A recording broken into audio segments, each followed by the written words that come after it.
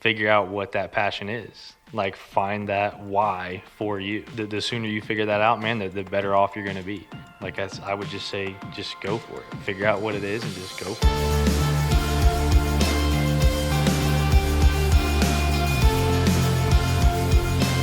All right, hello everyone, and welcome to the What You Don't Hear podcast. I am your host. My name is Ross Theisen. I am a creative director, a filmmaker, a brand builder, a thinker and doer of many things, but of course, most importantly for this, I'm a podcaster as I bring you these open journal dives into people's lives every other Monday, where I sit down with my guests and I chat with them about, well, a little bit of everything, including their story and journey chasing their goals, covering all the ups, all the downs, and all the thoughts and feelings in between. So, on this episode, I sat down with Ryan Whitmer, the founder, owner, and head trainer at Fit14. It's a gym right here in Columbus. I recently met Ryan after we worked together in filming some story and commercial materials for his gym. And after spending some time together on that and getting to know him a bit and just the entire culture of the gym, I was really introduced to that awesome culture that he's built within the gym and the team that he's cultivated there. So I wanted to get to know how all of that came together. You know, how he founded the gym, how he built the solid team that he has, and just in general, how he made it all real, where it all came from. So Ryan's a real rad dude.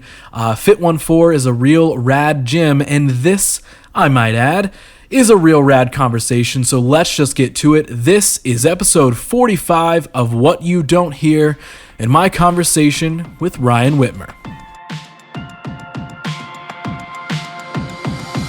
They were like hanging out in the studio or whatever, and all of a sudden Faith started playing, and like, you know, I was like, I didn't know, I had never actually heard it until the original. I'd never heard Limp Bizkit or the original. Okay. So like this band's like hanging out in their in their studio video or whatever, and then like that starts playing, and I was like, this is a fun little song. Yeah, what is this? Cool. And like I hear him start singing at the beginning, and then when it hits into him start screaming, I was like, aggressive. What is this? Yeah. I was like, this is the coolest song I've ever heard in my life. I think like that's 100% the one that blew him up. Oh, I mean, Faith was the one that put Limp Bizkit on the map. Yeah, it was. Which is when I was watching the Woodstock performance. Yep. They closed with that. Oh, yeah. And so I was like, okay, if that's your closer and everyone's losing their minds to it, like that's a pretty big deal of a song. Yeah, that's a statement for sure. You know that was their song. Well, I wore the proper shirt today, though. Yeah, 100%, dude. Yeah, I'm telling you. Yeah, it's too funny. That is perfect. Well, dude, you ready to make this happen? Ready. Let's dive in and let's make a podcast. You got a drink, right? You got a water? Yep. Good to go? I'm good, man. Cool. We got bathroom breaks out of the way. I'm good. I believe I hit record on the cameras. We'll find out. Yeah. I don't know. We'll find out later if I'm like, hey, dude, there's no video of it. Right, just audio. Also, yeah, you can leave that wherever the water wherever you want. It's good right there. If I need it, I'll grab it. I think at first I was like, oh, I don't want to have any drinks on the table. And I was like, this is a podcast. Like, people know that people drink water and chill. Whatever. Like, well, dude, first off, thank you so much for being down to do this. Yeah, for sure, man. Thanks for having me. I am very stoked that we're getting to do this because, you know, we've been doing some work together recently.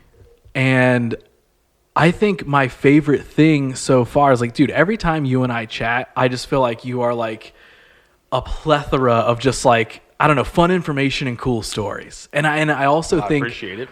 I also think that like, it just seems like you care so much about everything you do. So pretty much like the first time we talked, I was like, man, if I get to know this guy better and we end up working together, like I need to see if he's down to do the podcast. So I'm stoked that you were down to do this. For sure, man, definitely. So maybe, real quick, a little bit of a formality for anybody who's maybe listening and maybe is being introduced to you for the very first time.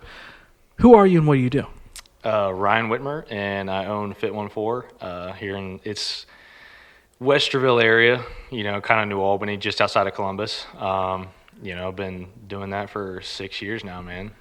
So my biggest question that I just honestly want to dive into is like, what started you into the fitness world? Like was it fitness first, then entrepreneurship? Was it entrepreneurship first, then you were like, oh, I want to do that in the fitness world? Like, take me back. Like, how does Fit14 even start?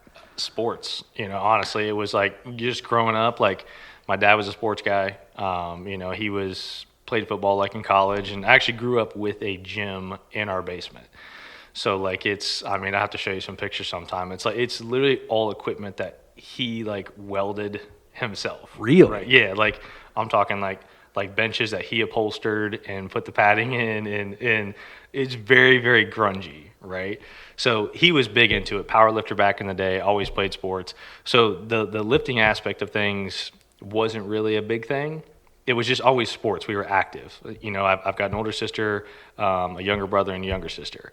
So just being active was like a part of our family, whether it was like, dude, you're outside with the four-wheeler, you're paintballing, like you're doing something active. And then it just kind of was like sports just came natural, you know, like you like throwing the baseball, you like catching the football, you like whatever, you know, and it's skateboarding, BMX, it kind of didn't matter. It was just being something active like that.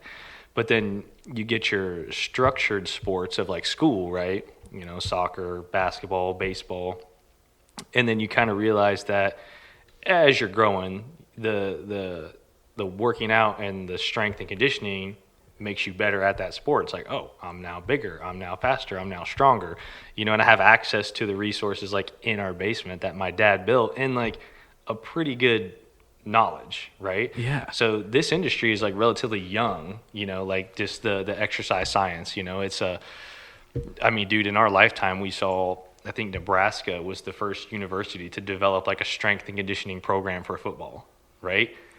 I'm pretty sure sometime in the 80s, of this. You know, and it's Okay. like, so it's not been around that long, but for someone like my dad who spent some time like trial and error, learning it the hard way, right? He didn't have the books and the YouTube and the information that we have. His was like, I'm going to try and do this. This makes me stronger. This makes me bigger. So he just kind of, you know what I mean? School of hard knocks kind of Yeah. thing. So like having that was like, all right, well, he's a big dude. He's pretty strong. Like if I just do what he does, maybe I'll be the same, you know? So then we just kind of followed along. And then you have a little bit of natural competition between a brother who's 18 months younger than me. So it's like, all right, I can do more than you, you know? And so you just kind of created that. So then like working out in sports was just a thing, you know? And so that just kind of like led me into college. Like I ran track. I was a sprinter. Anything 200 meters and down, man. Like I could not, no endurance, no distance for me. But like real quick A to B, like I'm in. So sprinted indoor and outdoor track at Otterbein, and didn't exactly know what I wanted to do, you know. But I was like, well, I like sports. I liked working out. So let me try and figure this out. So, you know, I was like, let me do it was called health promotion and fitness was like our major at Otterbein, right? So I was like, I'll give this a try. And I just really enjoyed it. It all kind of seemed to stick, you know, it was just really interesting to me. I liked learning about the body, what the different things do, how the processes work, what the muscles were called. So I was like, man, if something kind of like, I feel like sticks that easy, I'm obviously interested. Yeah. So I was like, let me just pursue that. And then, I mean, I'm telling the whole story here if you just want me to keep Dope, going. dude, man. you Yeah. can keep, hey, And, we got the time for it. And so then I started with that program, and my advisor at the time was like, if you don't know what you want to do, I suggest like just getting certified as a trainer, you know, take a look at that path, and then you can kind of decide from there, but at least start building a resume. So I took her word for it. My sophomore year, got certified, started working at just one of the big box gyms, you know, as a trainer, and I was like, it's kind of fun. That's where I kind of learned the skill of like interacting and helping people. You know what I mean? I learned that like I had the interest in working out from just growing up around it, you know, but then once I actually got that job was when you realize, okay, like I like interacting with people. This is kind of fun. I like helping them out, and just connecting was a lot of fun, you know? Mm-hmm. So that worked well, but I still kind of in the back of my mind thought I wanted to do something with athletes because like I said, I always competed in sports. That's what I wanted to do. So my senior year, 2009, I got an internship at Notre Dame, so I did strength and conditioning there for a while. That was at the tail end of Charlie Weiss was the head coach. Brian Kelly from Cincinnati moved in as I was there. He's still their head coach now. So I kind of like saw that transition happen, and honestly, I feel like it was a super fortunate thing because I really enjoyed working with athletes, dude, at a top D1 program, dude. Like the university was awesome. The weight room was huge. Everything was super nice. Like anything you could think of, the resources were there, you know? So it makes it a ton of fun. And you're working with like high level individuals. So I was like, this is great. But then to kind of see the volatility of the industry itself was what I was privy to in that exchange. And that's honestly what steered me away was Can I pause you Yeah. for a second? So what do you, and if you were about to dive into this perfectly, what do you mean when you say like volatility of the industry that push you away? Like what does that mean? Is that like the kind of the politics, the inner politics of something? Or are you talking like physical, like No, to a degree. I mean, I guess politics could be a part of it, but it's almost like it's definitely your dominant sports program is gonna run probably your strength and conditioning program too, right? Okay. So like, and that's what I saw was like Charlie Weiss was the football coach, and that was Notre Dame's dominant sport was football and hockey were actually their two big things. So their hockey department was separate, but the football coach, he staffed your head strength coach, who then brought your assistant in, who then brought the rest of the crew in. Okay. Right? So Notre Dame wasn't like having, maybe a lot of success with Charlie Weiss there, so they're going to bring in Brian Kelly. When he comes in, guess who comes with him? The Cincinnati crew, right? So, like, to me, it was kind of like I got frustrated with the idea that too much of your worth was probably dependent on someone else in the sense that, like, if the team wasn't winning, your coach was probably going to go, which means I was probably going to go. Your athletes could have been the biggest, the fastest, the strongest, the least injured ones out there, but if they couldn't collectively win their games, it didn't look like I was good at my job. Yeah, so from the top down, it was more about like the system rather than like the individuals or intention of those individuals. Yeah, right. It's because and I totally understand it. Like I said, if the team's not winning, like you have to make a decision, you have to make a move, and like that probably is your head coach, and it's just how it works. If he's just like, hey, I got the new head coaching job at Notre Dame. Like, you want to come with me? Of course. Dude's like, well, yeah. Yeah, right. So now you got a new head strength coach, and he's going to bring in who he wants to bring in. Now, they might go through, like, an interview process and talk to some of the guys on staff. And, like, I wasn't around to see all that happen. Some of them may stayed. But the few that I was close with, I know they definitely weren't there. Like, your head guy, he definitely got canned. The assistant ended up at, like, Eastern Michigan. One of the guys ended up down in like coastal Carolina, and one I know out in Arizona and then San Diego area. So it was three of them that just like, wherever they could find jobs, they went. So in that industry too, man, you kind of saw like it's like the demand like to be like a strength coach like at like the collegiate level is like very low. In the sense that, like, there's one position for, like, a head strength coach to be that guy, right? Like, there's demand for it. People want that job, but the problem is, like, there's so many people that want it. You know what I mean? Like, the supply of individuals. So it's almost like, all right, if you don't want to do it my way, this guy will. And he'll probably do it cheaper. Okay. You know what I mean? So, I like, see. it's just, like, next man up, kind of thing. So it's like, and again, like, it's just, it could be like anything else. You got to prove that you're good at your job, and not that that's a bad thing. There's nothing wrong with that at all. Yeah. It just kind of, to me, the process seemed frustrating, and so then I was like, hey, I like being around athletes. I like the potential. Like, I like the, what they can do is a lot of fun, but it's almost like I didn't feel like it was for me, like the scene as a whole, you know what I mean? And so I actually felt like I got more satisfaction and fulfillment out of like working with like the clients that I had at the gym back in town, you know what I mean? I was like, I just felt more fulfilled, you know what I mean? So then that just kind of like, I was like, all right, well, if I come across an athlete I can help, I'll do it, you know what I mean? If I can take a kid maybe from like high school to do well in college, awesome. If I come across a college kid that I can help out, like, let's do it. But I think trying to focus on the strength and conditioning aspect at a university or in the military where like you're looking to kind of like improve the elite function of these people. Like I said, the idea of it, awesome. But after kind of experiencing it, just felt like it wasn't for me. Right. And so did you make the choice, like, as you're seeing all these changes happen, were you like, I need to go, or did you like stick it out until they were like, hey? Honestly, like, how did that process work? Just good timing, because I was in an internship. So when my internship was done, like, it was literally at the same time. Like, Charlie Weiss is on his way out, Brian Kelly's on his way in, and then Ryan's on his way home. It just kind of all happened. So like seeing it just led to me not pursuing it. Because what typically an internship like that would do is like, all right, I like this. Let me talk to these coaches. Let me say, hey, do you have an opportunity for me? I would like to pursue this. Yeah. I just didn't pursue it.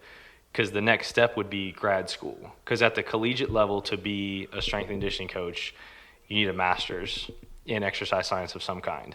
Like that's how they can definitely that's how they're going to distinguish that the people like at these places know what they're doing. Yeah. You know, and that's totally warranted. You know, so going for that master's program, that's what you would look to do is, hey, where can I get a master's, but also kind of maybe work as like a grad assistant. You know what I mean? Let me get a little bit of experience, get the degree that I need, show I've got the education, but also learn a little bit. So the next step would have been pursuit. And so while I was there, you're talking to the coaches and be like, hey, you know, who do you know? Or is there somewhere I can go after this to get that next step? And so they kind of connected me to a few people. So like I could have had the opportunity probably, but just kind of seeing it, like I said, I just didn't pursue it. Yeah. So to me, I'm like, no, I'm good. So the day, let's just say like the day you go home, right? What's going through your mind? Like, are you like, I am certain of what I'm doing. I know that I'm going home and I'm going to go start a gym, or I'm going to go be a freelance trainer, or like, or are you like, well, time to figure this out in some way? Like, yeah, no clue what I was doing. Okay. It was just like, to me, I was just going to go back to what I already knew, you know, like, so the job that I had was gracious enough to almost let me kind of have this hiatus. They're like, hey, I'm not saying I'm quitting, but like this is too good of an opportunity to pass up. I need to take this. And they're like, look, as long as you manage your clients, you know, whatever that expectation is, if you need to make sure they're passed off to another trainer, they understand where you're at. As long as they're happy, we're okay.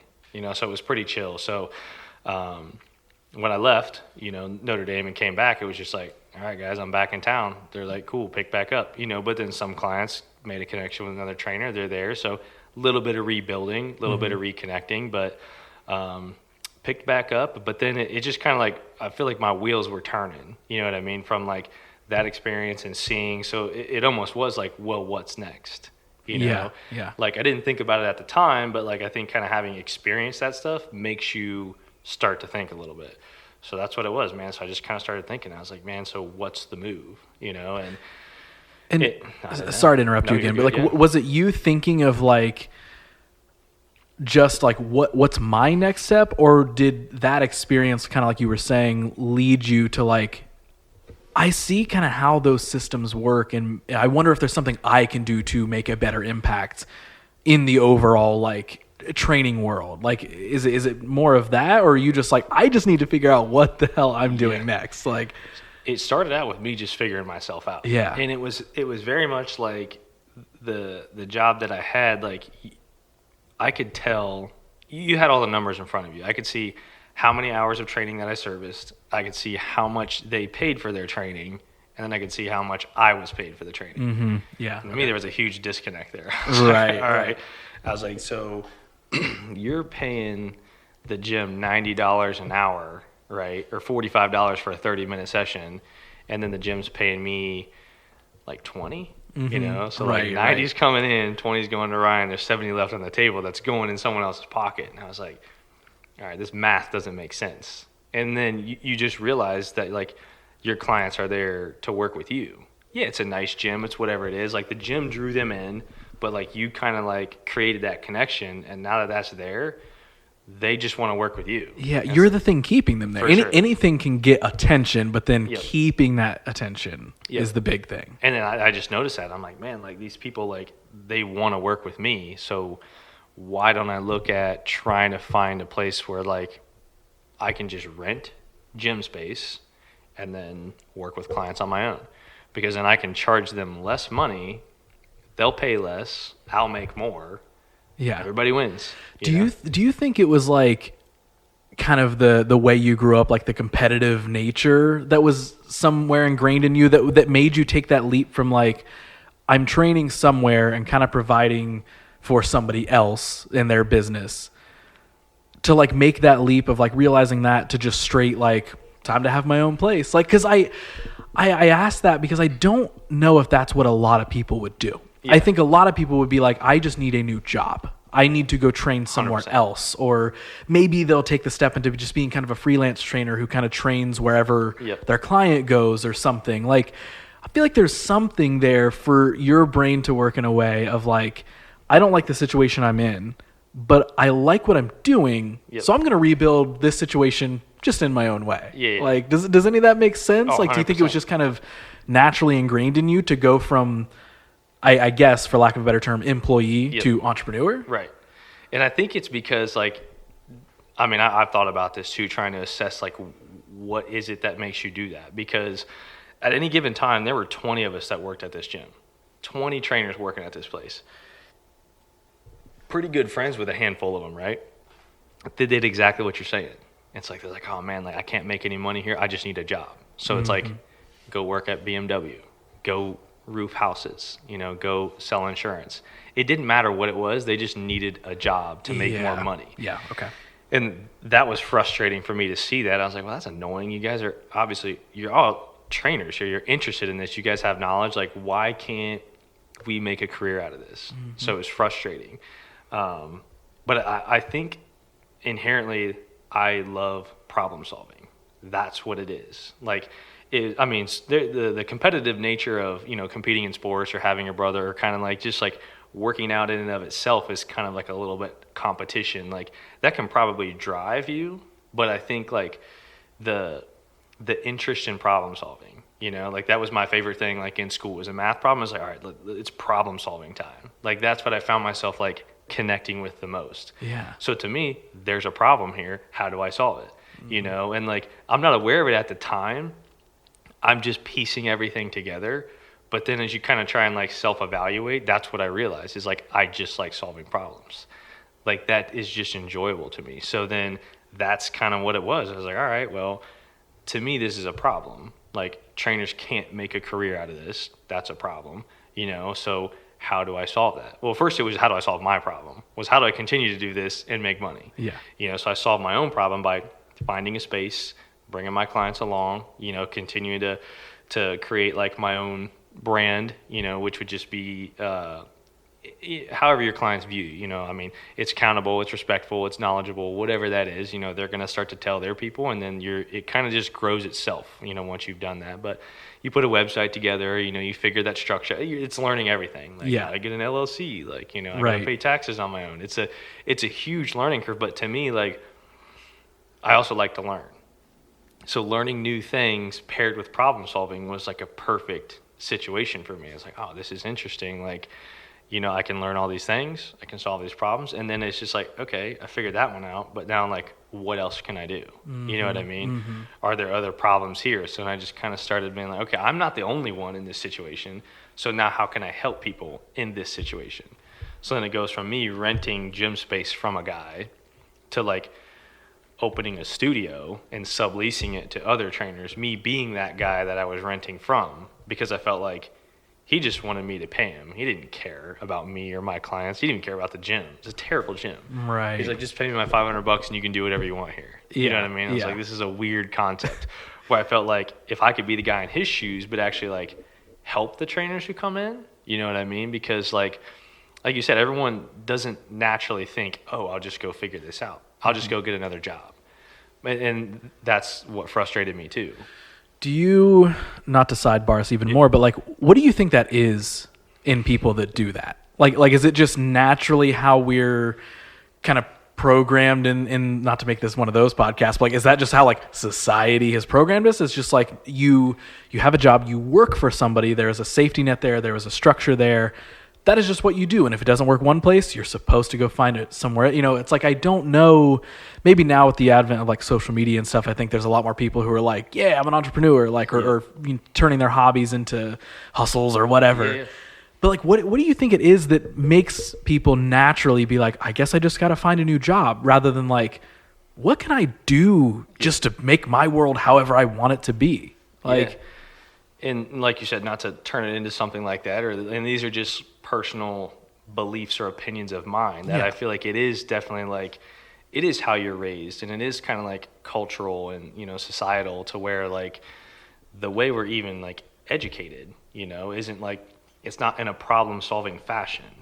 Like, we're just, you're taught like, here's information, I need you to learn it, now put it on a test. You now know this information, I can give you a grade. We don't put kids in situations to help them or have them solve problems. And I think that could go a long way of kind of almost like, again, not to totally sidetrack it, but kind of like addressing it a little bit different. Right now it's like I said, it's certain information. I give you this, you can repeat it, you pass this test, we're good to go, check that box. We just go through a series of like checking boxes. I got my grades. Now comes college. Like I go through this, I get my degree, I now get my job. Like it's just like you're just kind of programmed to think that way. And I feel like if we were experienced, like the problem solving idea, and if we were exposed to more at a younger age, I feel like we would probably get more people doing things they enjoy sooner, being less confused and like, well, I don't know what I want to do in college.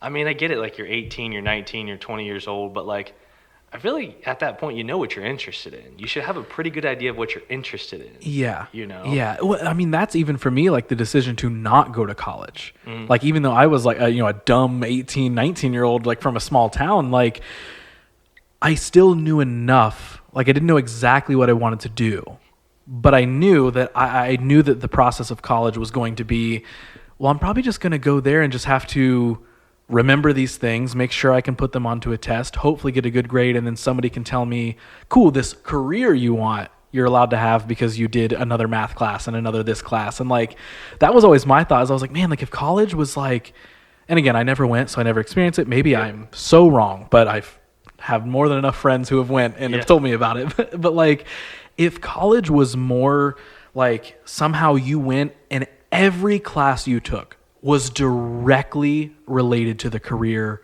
that you wanted to choose. Not like, well, hey, for credits, you got to make sure you take this math class over here, or you got to take this sort of, whatever sciences class that sort of in a roundabout way helps you with your career. Like, and I know that's probably asking for a lot of a magical world that doesn't exist, but like that, the point exactly what you said of like, it's more so about, can you just remember the information? Whether you learned or not, we don't really care. You just need to remember that information for the next test. Right.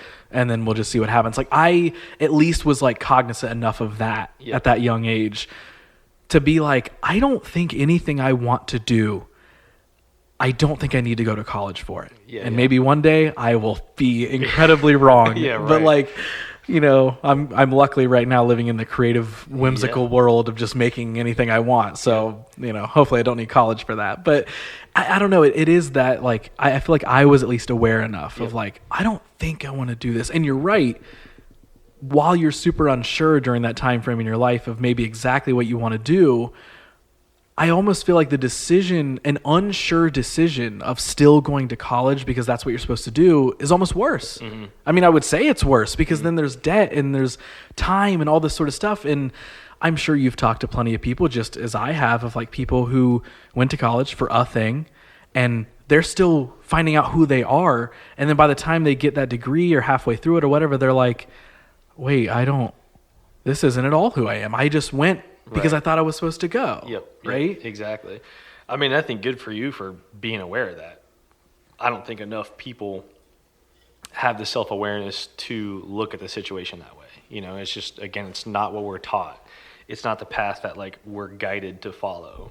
Mm-hmm. And I think and again, I'm not like, I have a master's degree. I'm not trying to discount and say don't go to college. Of course. Like it's because there are plenty of professions and things out there that require like structures and degrees and lawyers, doctors. There are things in place that like you must achieve to get here. And if that's where you want to go, then that's your path. Right. So like I'm all for that. But if you don't know that's where you want to go, that doesn't have to be your path.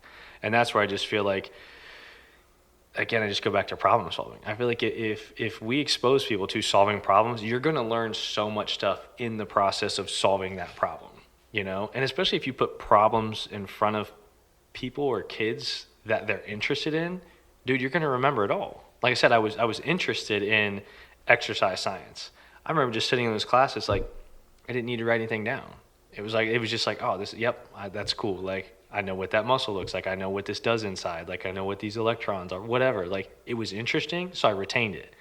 But then, like, I remember sitting in other classes, and I'm just like, oh, wait, what? You know what I mean? Right. Like, this is a struggle. And, and again, like, I get trying to expose you to different things. But to me, it feels like it's too late at that time to try and, like, expose me to different elective courses in college. Like, can we not try and like find out what our interests are like a little bit earlier, and then that would help you decide, is college the move or not? You know what I mean? And I don't know, man. Like I said, I just think it's the lack of developing the problem solving mentality. I think, path of least resistance always wins.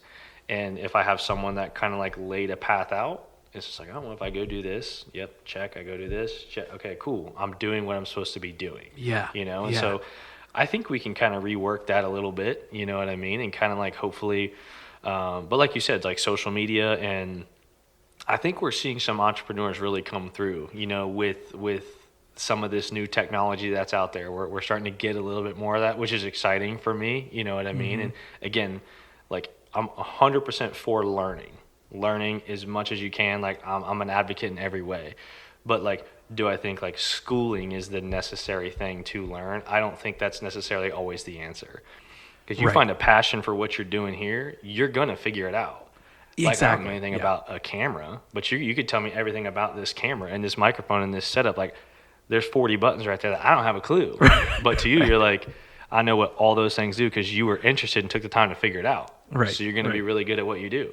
Like, you just learned a ton of information, not in school, So, like, I said, I'm the biggest advocate of like exposing and learning, but I don't think it necessarily has to be in a school format. I think it's the classic like learn in the trenches sort of thing. Just kind of like dive headfirst in and like be willing to take those failures. And don't go into something and be like, I'm going to do this perfectly and I've got it. But it's like go into it and be like, okay, I'm going to learn. I'm going to learn because something might be real effed up and it's just gonna suck and it's not gonna be fun, but you're gonna figure it out. Like I feel like that's so much like so much of what I do now is surrounded by the world of video, right?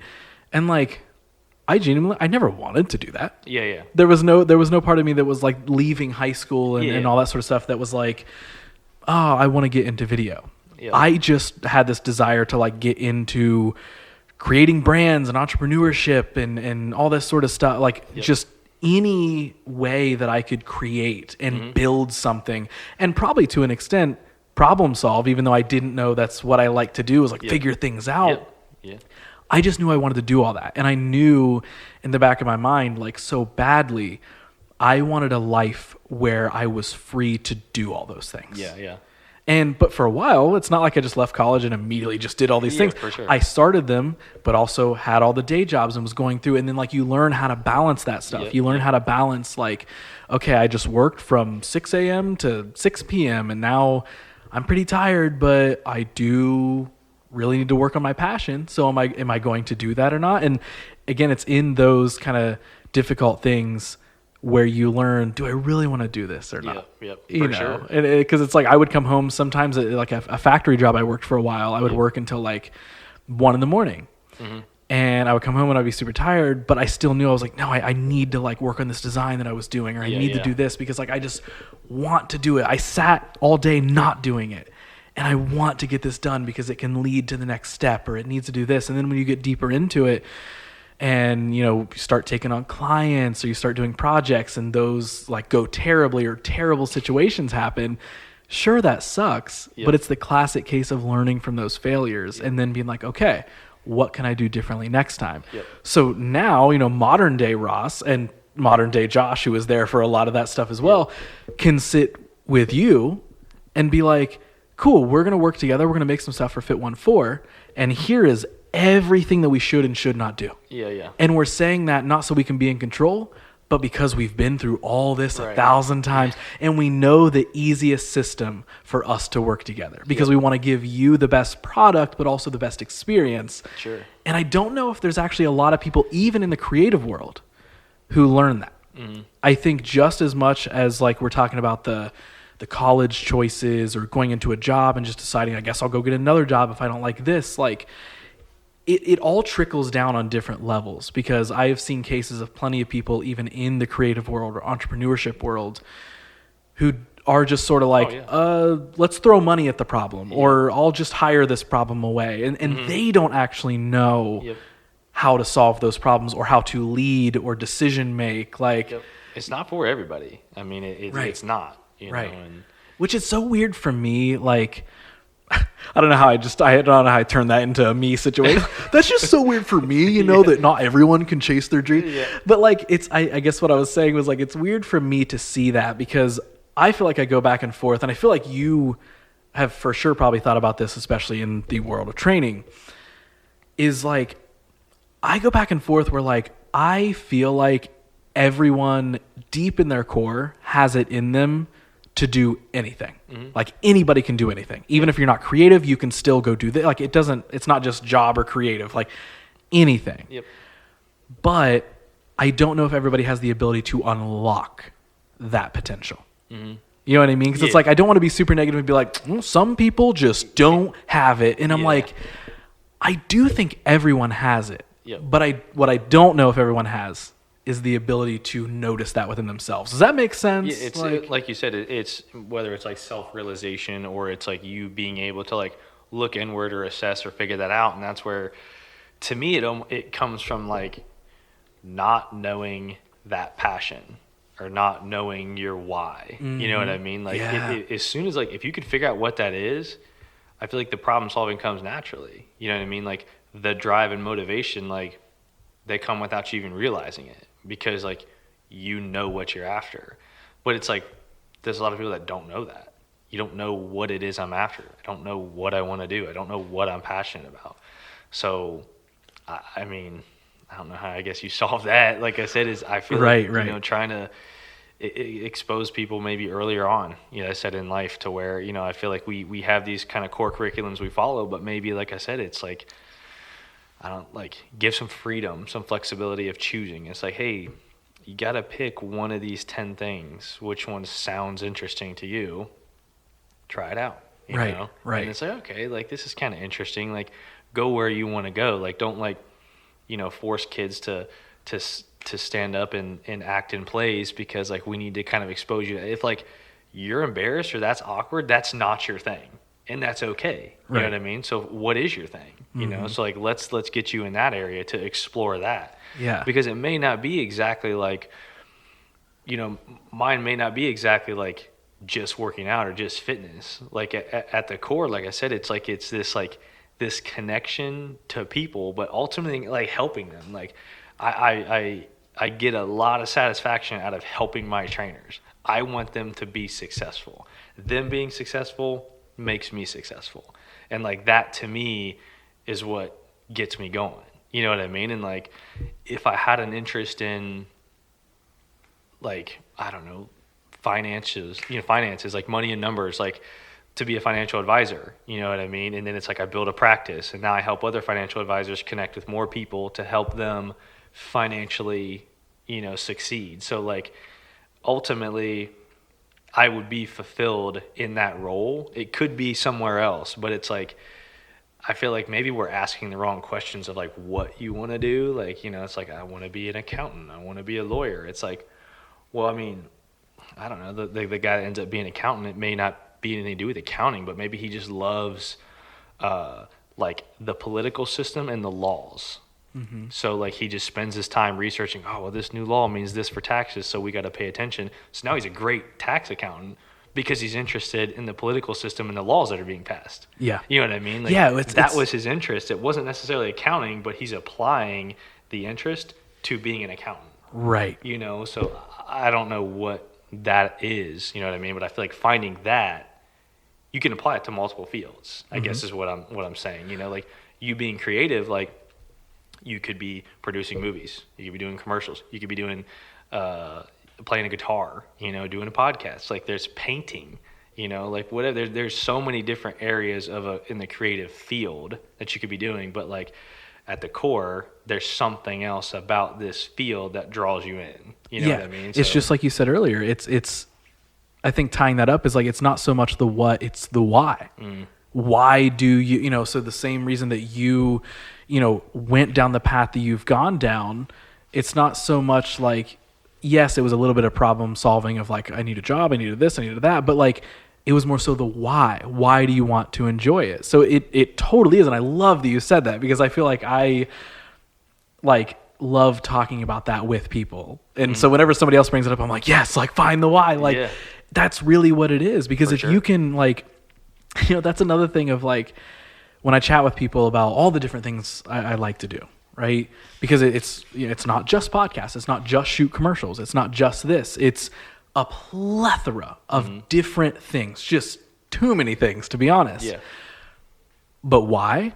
Because I love connecting with people, and I love storytelling, and I love taking ideas and making them a reality. Like, and even though those examples sound very, very bland, I know that when that why can be identified, it's going to help me figure out each different thing I want to do. It's not just, well, Ross, I don't understand. Why do you, hold on, you also do graphic design? That has nothing to do with a camera or video. Well, no, but it's creation. It's telling a story. I'm getting to tell a story through marketing and branding in a different way, and I enjoy flexing those muscles and learning those skills and telling a story in a visual way rather than, with my mouth on a podcast. You know what I mean? Like sure. I finding that why at the core of what I do has allowed me, to your exact point, it's allowed me to be able to take all these different paths that might look like they're going to be on a dozen different trees in the forest, but realistically, they're all branches of the exact same tree. In the same way that, and obviously we'll get to it in your story, but like, you're doing that now. You know what I mean? Of starting up different things that, yes, are related to one another, but they're different enough. They're their own entities, but they all branch back to the exact same tree of why that you have. For sure. And so diving back in, is that kind of when you started to identify even more clearly that why of like, okay, I'm renting this space in the gym and I'm seeing all these people kind of be trainers, but lose their platform or lose their even passion to do it because of how these other systems are set up? Like, was that when you were kind of like, all right, I really know what I want out of this, and renting from these other people and doing their thing while trying to do mine just isn't going to work? Yeah, for sure. Like, I just felt like I could be of more help. I think that's what it was. Like, I was saying about the guy that I rented from initially. He just didn't care. You know what I mean? He was just like, just pay me rent, come do your thing. And that's okay. I mean, there's like that system works. Like, again, this is kind of like a young industry. You know what I mean? You're figuring out it's big boxes, it's classes, it's independence. It's kind of a lot going on. But to me, I just felt like, they said to me that the frustration was seeing that people did have a passion for it or wanted to do it, but couldn't totally survive doing it, And so it was like, well, how do we make that happen? Unless you are one of those big boxes, or you're one of the select few that, end up training your Hollywood 1%ers, like there's just a big void in the middle there of like a lot of people that want to do this and could probably be good at it, but can't make a living doing it.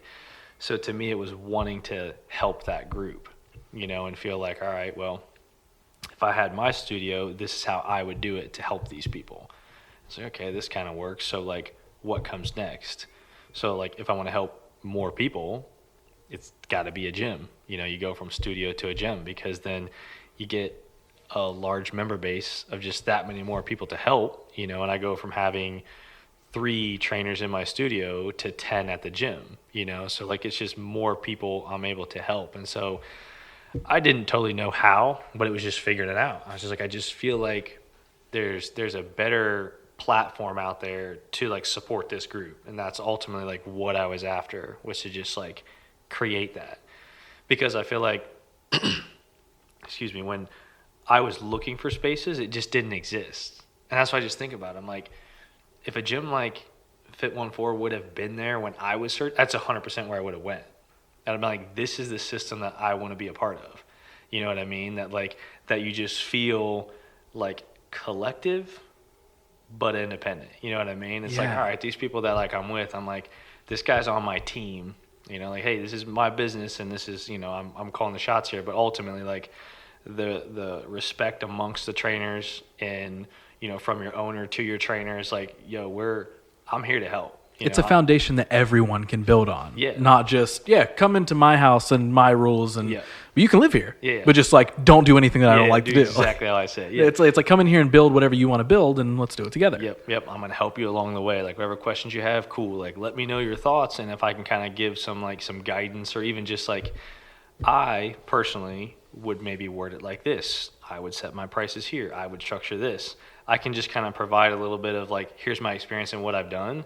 Take it for what you will, kind of thing. Yeah. You know, and if that works for them, great. You know, but if they put something together that works for them, who am I to say otherwise? Right. Like I said, they've got the passion to do what they do. So like, you know, however you research, however you learn, however you connect with people, like that's your business right there. You know, and I'm just providing the platform for them to do that. Exactly. You know, that's the thing. So, I mean, it's grown a lot over the years, man. Like I said it was just me and my clients, you know, starting this gym idea to, you know, to where it's at now. I said 10 people running out of there and doing, you know, commercials, what it feels like, you know, and telling their stories and getting the gym story. And it's grown a ton. And I would have never thought that's where it was going. The goal was to just get out there and help more trainers like make a living out of doing this. You know? So, and apparently there's a need for it. Because it's working. Right. I mean, spoilers to listeners and viewers here for the end of this, but you have built an incredible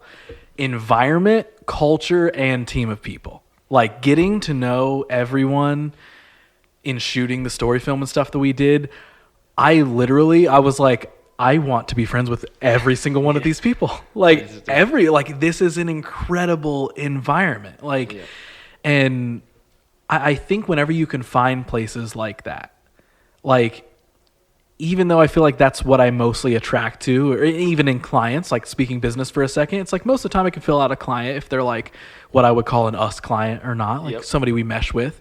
So it's like, even though you know that going in, and I look for that most often, still experiencing that, like and experiencing it from you know 9-10 different people, I'm like, they are all speaking the exact same language, but none of them are in the room together. You know, like, so I am always like, so applause from this side of the table to you for you know, not only, hey, your idea worked, you built this platform for trainers and people to come in and train and all this sort of stuff, but like, you aligned all the correct people. And I'm sure there's been some instances that maybe didn't work, or there's been some ups and downs and whatever. Not anything, you know, nothing's perfect, right? Right. But seeing it as an outsider who has now gotten to peek in the inside a little bit, it's like, it blew me away, man. It really did, because I'm just like, dude, like everyone loves doing this, and everyone has these different backgrounds and different stories. But it's like, even though wherever they're coming from, whatever they're doing at the gym, I can kind of spot everyone's why. You know what I mean? Sure. And it was like everyone's why pretty closely seems like they align into this just awesome place that is now Fit14. So, okay, I want to reverse a little bit. And I want to find out like how you find, you know, all those people that I can now sit and be like, oh my God, you got an amazing team. So like, what was the transition like between your last like rental space, the studio, and then finding your own building? Like, because that to me sounds like a mind blowing process, like of finding a building and even going about purchasing or rent, or, you know, however that process works. I just don't know.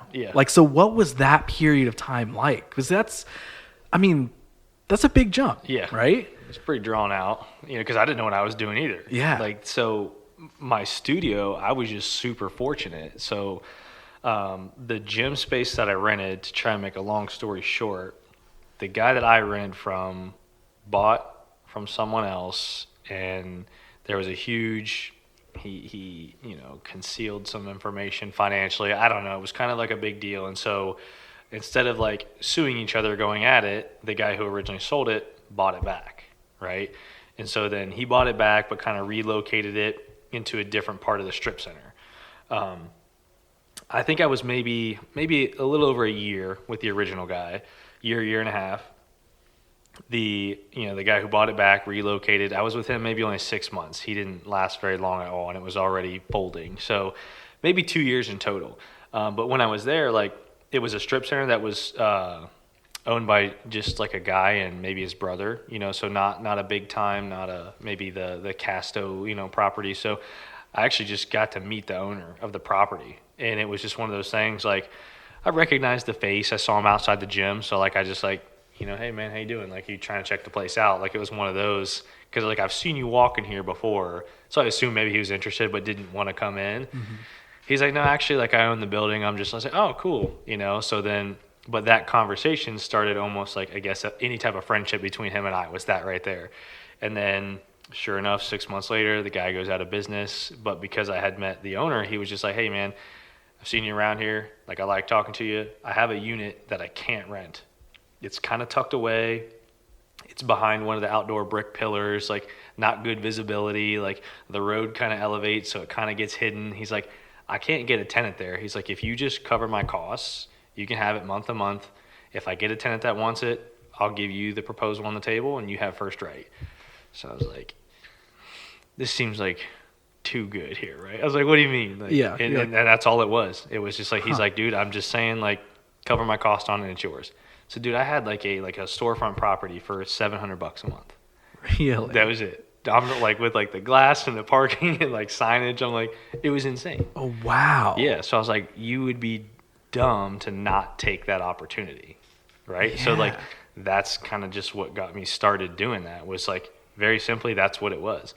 And then the catalyst was he finally found someone. I probably ran that for 2 years, I would say. Really? Yeah. Okay. But then it took 2 years until he got someone interested in that space, So when he gave me the lease proposal, and it was just like, after seeing it for 2 years, it was like, all right, well, I've been able to assess the potential pretty well. I've been hands-on for 2 years, and I don't think the potential's there for this agreement. So I was like, got to move on, So I told him that, and we came to maybe like a 6 month, type of like extension. Was like, okay, I'm not going to take it, like your new tenant can, but if you can give me a period of time, so gave me 6 months to essentially find something else. And so that just started that process. And I was like, all right, where am I going to go? What am I going to do?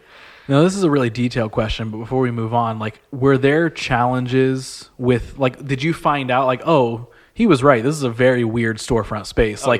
Was it like, getting people to know where this gym is difficult? Yeah. Like, did that add a new layer of challenge, or was it like, I found a way around it pretty easily? Yeah. Like, no, to me, it definitely was difficult, and that's why there was no interest in staying there. It's like, it's even like from every aspect of it. The parking lot it is like a strip center, like right up against the street. So it's like you've got your road, and then you've got literally like one row of parking, and then a strip center. Okay, so like, in a facility that like demands foot traffic, if you don't have enough parking, there won't be the traffic to come through. So even just parking, on top of like, when you come up to the property from the road, like you've come across it and passed by it all before you even realize that was like, oh, what's over there? You can't even assess what's there. And like, there was no monumental signage that had like all the businesses listed, because it was attached to like a large like medical facility, right? That was like your anchor. That's what people knew. And then tucked around the corner were all like the additional shopping. Okay. So like, there was enough parking and enough people that knew where the medical center was, but like, you were just like an afterthought around the corner, So like, to me, it was just like, there's no way. Now, I know I'm getting like really granular here, and you can be like, dude, it's not that interesting, just move on. But like, what did as a person who is like trying to transition into being your own business owner and launch, I mean, at that point in time, was it Fit 1-4 or was it something else? Just a studio. Okay. Yep, so as you were still trying to like figure out how to do it on your own, I mean, like, what sort of like business practices are you doing during that time to combat the like all the list of stuff that we just gave of like, parking wasn't great, you can't really see it from the road? Like, how did you stay afloat during that time? Was it just like word of mouth was working really well? So to me, in that situation where, like I said, I paid $700 a month to rent the space, I just subleased it to trainers at that point.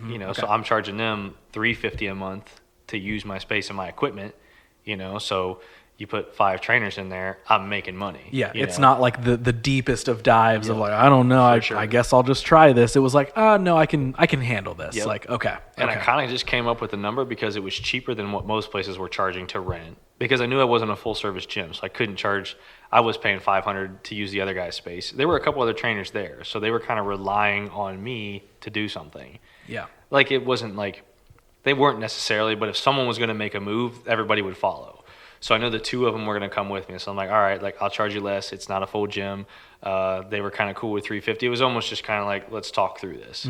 But the two of them I brought with me essentially covered my costs to rent a space. Right. So to me, like, I was never in it to try and make money off of the trainers. But if I could like net zero, all of my clients were profit. I mean, if it evens out, Yeah. then it's not a huge risk, basically. Is okay. Because to me, in my situation, in my same exact client with not growing my business, I'm $500 ahead because I'm no longer renting that guy's space and they're paying my rent here. Yeah. So that's just a $500 increase immediately, to me. So then it's just like, well, if I get other trainers, then I actually make more money. You know what I mean? So it's like the trade-off of like, okay, maybe the space isn't in the best of locations, but it's not also adding a ton of risk on top of me figuring out this entrepreneur trail that I'm going down. Yeah, because I had two trainers coming with me, so I'm already offsetting costs. So like I said, just my very first step in, I'm $500 ahead because I'm not out rent.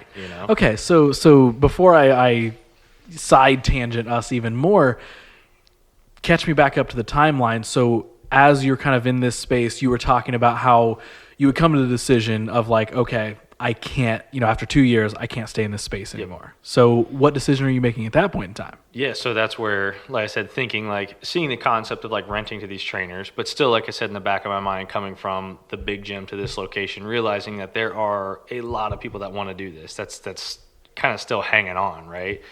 So taking that, but then seeing that, like, okay, there are people that are willing to kind of pay rent here. But I guess the economics didn't make sense in my mind. That was almost like, what a gym wanted to charge and what a trainer was willing to pay, they never crossed. You know what I mean? So it's like there's no intersection here.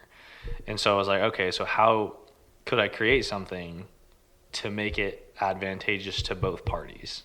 So that's like, okay, so then the wheels just start turning. So I know I'm out of the space, right? So he, proposes this other lease to me, and I'm like, and I told him that. Like I said, we were like, yep, not going to do it, but I'll take as much time as you can get me. So he gave me 6 months.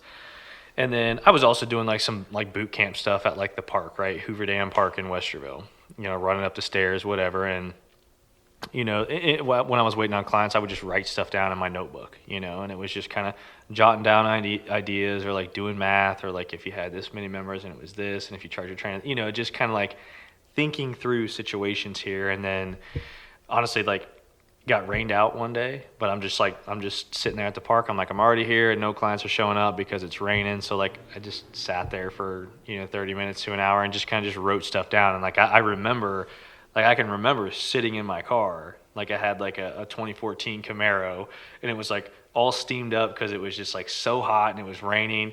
Like I can remember what it felt like sitting there when the name Fit14 popped into my head. I was like, dude, that's a cool name. I was like, it tells you it's something fitness related. It's a play on 614. I was like, that's clever. I don't know what I'm going to do with it, but I like the name. So like I went home and I just bought the name. Like I just bought the LLC. I had no concept of a gym. I didn't even know what I was doing next. To me, it was just like the name was marketable and catchy, and it's like I've got potential to turn this into something. So the name actually came first. And then I was like, okay, I got this cool name. How can I build something around this? And that's where, like I said, I would go back and just look at like, that's where the business side of it was like, well, what makes sense? Like, this is what gyms are charging. This is probably what trainers are making. So how can you make it comfortable? You know what I mean? In the sense to where, like, you charge someone $1,000, they're going to be like, man, like, you got to make $6,000 a month in training to end up like netting $5,000 to make $60K a year, right? So I was like, that's like a scary thing. And like, that's consistently making $6,000. So I was like, it's doable. There's a lot of people out there that you can do that, but like that's scary, right?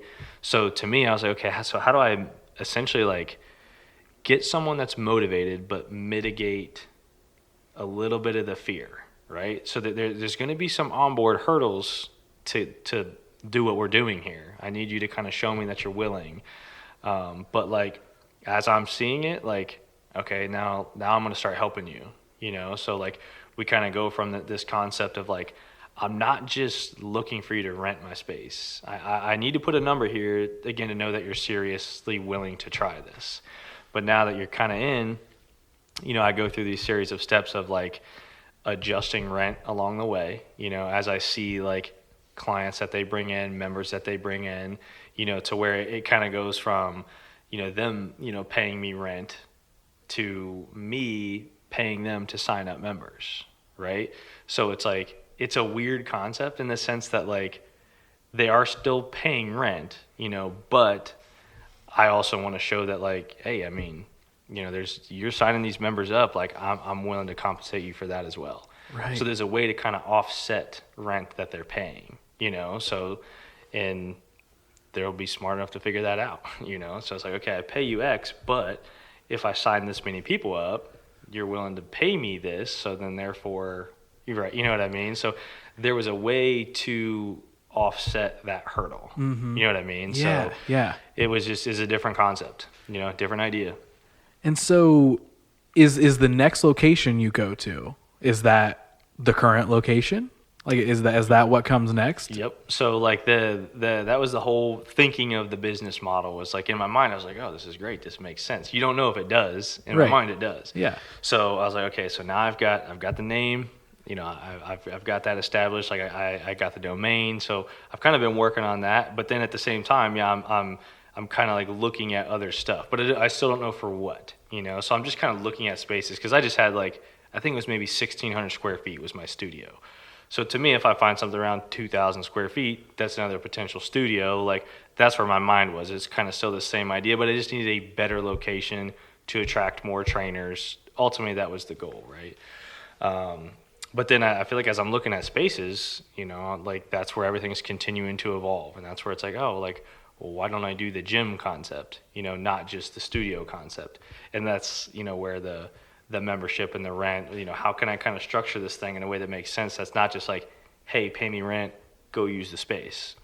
I want to show that like I'm willing to give back to you as much as you're willing to give to me. Again, let's create this relationship here, between the two of us. So I love that, like, the system and idea and even the name and branding was laid first. Yeah, and then it was like, oh wait, okay, now I can take all of, I can put this here and I can put that there, and now here's a thing. Yeah. Like, I love that. Yeah, it was super weird, but I mean, like I said, I can remember like the name just, I was like, yep, I'm taking that, and don't know what I'm gonna do with it, but it's gonna be something. It's funny because I remember, I don't know if it was because, Ashi or Tom or somebody had shared that they were there, like, forever ago or whatever. I remember the first time I heard the name Fit 14. Yeah. And I 100% was like, that is genius. Yeah. I was like, what a good name. So yeah, even before I wasn't like, oh, I'm going to go to a gym. Yeah, for sure. I literally was just like, Fit 14, that is it's genius. like, oh, it's clever. Yeah. It's so good. Yeah. And so you set your process. You've got your system. You've got maybe a couple team members that are kind of following you on this journey. So the two that came with me, to the studio were kind of on board, but like, and I was just upfront with everybody that like, hey, there's an agreement on the table. The landlord's going to have someone coming in. I'm essentially buying us 6 months, just so you know. Can't guarantee I'm going to try my hardest to find something to keep us going, but if I can't, like, I just need you to know you may need to find something else, right? And so I didn't end up landing anything within that time. That was what it was. So like, I had a gap of probably a year in between with nothing. You know what? As you're telling the story, I'm like, and he finds the next building, and then the team shows up, and everyone's like, let's go. Nope. It literally, like, it just kind of like fell off. So like I had a crew. I feel like of the people there were maybe 5 of us total. 2 came with me, and then 2 more came on board. And I know one kind of left to continue training, but did it out of like a kind of like a rehab center. Just ended up getting a different gig. And then one actually moved like out of state, so she was gone. And then the other 2 just kind of floated, and then I just told him, I was like, this is like, I'm going to try and find something. Because in my mind at the time was just like, just find another studio location. I had a group, I would figure this out. I could get more trainers, I could help more people. They said time came, and, I didn't have anything. And so it's just like, look, this is what I'm going to do. So then it pretty much became, my clients met me at my housing community, and we worked out in the clubhouse, or we just continued to train like in the park when we could, right? So I mean, I probably spent a year or I would even go like to their gyms to help them out. You know, it's like wherever you would, like they would pay for a day pass for me to come in and kind of help them out. Like I was bouncing from like gym to park to clubhouse like for a year, you know. And in that period of time, I know one of the guys ended up like securing a location of his own, so he was kind of doing his own thing. So good for him. So in the process, yeah, I'm just hunting down properties, man. Like I looked at Creekside, you know, in Gahanna, because like it was at the time was kind of going through bankruptcy. It was in like receivership, so it was tough to negotiate anything with him because it kind of had to go through the court system. Finally got a good offer on the table, but everything was just moving so slow, and I was just like, man, it was just, I had Creekside, and then I had the corner of Morse Road and 62 in New Albany. There is the barn is the restaurant on that corner right there in New Albany. There's a strip center right across the street from it. Corner unit was open. I think it might have been an old video store. Was talking to those guys, and then the property I'm at now was actually just right beside where I was living, and I just drove by it every day. You know, it was one of those things like never even entertained the idea of it. I drove by it every single day to get to the highway. And I'm hunting out all these other places, you know, because the other two were closer to where my studio was, you know. So I wanted to try and keep, you know, because if you move too far, you're going to lose your clients. You know, you may have lost your trainers. So I wanted to, like, your location, your perimeter, you know, I was trying to keep it close. So I was down kind of in the Gahanna, New Albany. Like, you know, it's technically New Albany now, but it feels kind of maybe more Westerville. It's a little bit more north, you know. So the New Albany part I was looking at was kind of like the southern end of it, closer to the Gahanna end. And yeah, I had talked to the landlord in both. I had a contract in Creekside, and then I had talked to the guys, the property in New Albany, had a contract on the table there. So I had both of those going, and then it was just one day I was like, why don't I just call these guys? And then I called them too, because like I didn't get a good gut feel with Creekside because it was moving so slow. And they were going to give me like, they're like, yeah, we're going to give you $90,000 to build this out exactly the way you want. You know, I was like, well, that sounds great. Like, what's the catch? Yeah, right? Yeah. And then, but it was like, it would take them like 2 weeks to email something back very simple. So I'm like, okay. It was like I had to spend the money and they were going to like reimburse. And I was like, well, I don't know if I want to deal with trying to get my money back. Yeah, I was gonna here's say, your money, use it, would be different. Yeah. But the way it was structured didn't make me feel comfortable. With how long it takes them to email you something back, how long is it going to take you to give me that $90,000? That's what I'm thinking. So I was just like, okay, this like it was a really good rent, really good rent. The rate was like, I was like, man, again, it was like almost too good to pass up. But it was almost like the dynamic or the relationship that we had made me uncomfortable. Which is way more important than just the transaction part. Like it's awesome when there's a cool price, but back to that kind of like gut feeling of like alignment with somebody. It was just a gut feel, yeah. And then the one in New Albany actually like was pretty decent. Like it was higher price, just, you know, it was New Albany taxes. You're in New Albany, so like they're like the common area maintenance expenses on it, which are going to include property taxes and all that, were definitely significantly higher. So I was like, that one just made me nervous off of pricing, you know? And I was like, all right, well, it's a good location though. So I think like I could justify it. So I'm like running the numbers, but then I'm trying to get a feel for like the space. I'm like, is it big enough? And it was like, I think 4,000 square feet. And I think Creekside was maybe like 38, 100 or something like that, close to 4,000.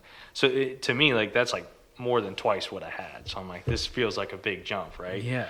And then, I just called these guys at the property right by me, and like, it was just like the dude's cell phone, He's like, hello? I'm like, is this the guys that own the Albany place? He's like, yeah, this is Pat. It's like, hey man, I'm interested in your space. He's like, cool, like, you want to meet up? Like, dude, it was just so casual, it felt weird, but like, when I met him, like, it was just an easy you know what I mean? It just kind of like, I was like, okay. So then I kind of just started to assess. I'm like, man, there's a lot of traffic here. The parking lot's nice. It sits right by the road. It's right off the highway. I was like, obviously live right here. There's a huge housing community here. So I was like, this has got a lot of potential, and this guy's easy to work with. Yeah. So then like, honestly, it kind of just, because he was just so responsive, he kind of like got most of the attention, and it just kind of like, I turned Creekside down because it was just slow moving. Didn't feel good. I was still trying to assess the New Albany because of the price. and I didn't know on 4,000 square feet if like you could get, you know, the right amount of members to cover your costs just to make the business work. And this one where I'm at now is like 6,000 square feet. So it was the biggest one on the table, but like its pricing was the best. And like I said, the dude was just texting me, you know? So I was like, man, this is easy. So like, let's work something out. And the fact that like I was like a new business, like literally I had no proof of concept, right? I had the fact that like I was like self-employed for a period of time, but I was like, hey, so here's the name and this is what I want to do here. And the guy's like, okay. That's awesome. I was like, really? You know what I mean? To think back on it now, I'm like, that was a huge risk on this guy's part, putting me in there. Right. I didn't have anything. Like, it was like me and I had 20 clients. I had no member base. You know what I mean? I didn't have a website for the guy to look at. You know, he couldn't even prove that my business was legit in any way. Yeah. But I guess, like I said, just for whatever reason, the conversations we had, he had something, might have been a gut feel for him too, that he had enough faith in me that's like, all right, let's give it a shot. That is awesome. Yeah, so it was a 6-year lease.